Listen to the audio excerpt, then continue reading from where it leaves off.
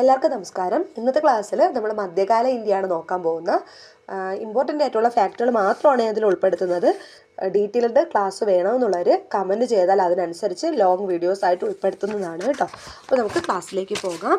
ആദ്യമായിട്ട് നമ്മൾ നോക്കുന്നത് മുഹമ്മദ് ഗസ്നിയുടെ കാലഘട്ടത്തിൽ ജീവിച്ചിരുന്ന പ്രശസ്ത കവി ആരാണ്? ഉത്തരം ഫിർദൗസിയാണ്.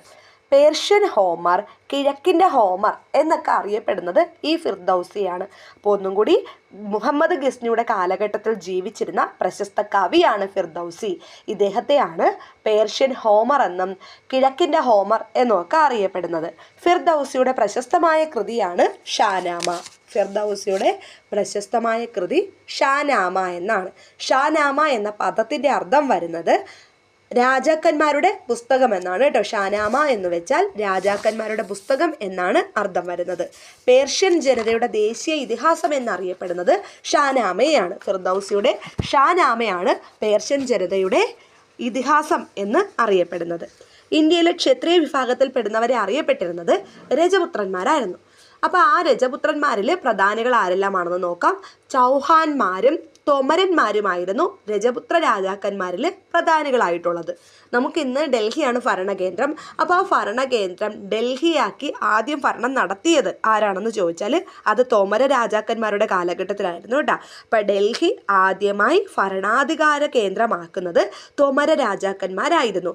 അന്ന് ഡൽഹി ദില്ലിക എന്ന പേരിലായിരുന്നു അറിയപ്പെട്ടിരുന്നത്. അപ്പോൾ തോമര രാജാക്കന്മാരുടെ കാലത്ത് ഈ ഡൽഹി അറിയപ്പെട്ടിരുന്ന പേര് ദില്ലിക എന്നായിരുന്നു. ഇനി തോമരന്മാർക്ക് ശേഷമാണ് ചൗഹാന്മാർ ഡൽഹി കേന്ദ്രമാക്കി ഭരണം നടത്തുന്നത്.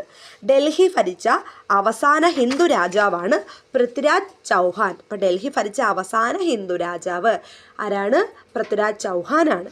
റായി പിത്തോറ എന്നറിയപ്പെടുന്നത് പൃഥ്വിരാജ് ചൗഹാനെയാണ്. റായി പിത്തോറ എന്നറിയപ്പെടുന്നത്.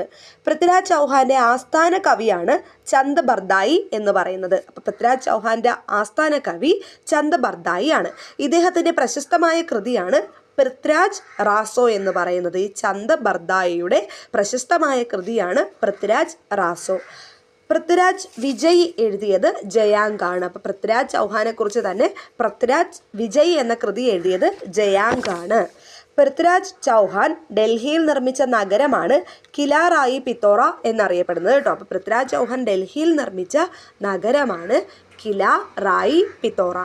യുദ്ധത്തിൽ പരാജയപ്പെടുമ്പോൾ രജപുത്ര സ്ത്രീകൾ കൂട്ടമായി തീയിൽ ചാടി ആത്മഹത്യ ചെയ്യുന്നൊരു രീതി ഉണ്ടായിരുന്നു. അതിനെ അറിയപ്പെടുന്നത് ജോഹാർ അഥവാ ജൗഹർ എന്നാണ്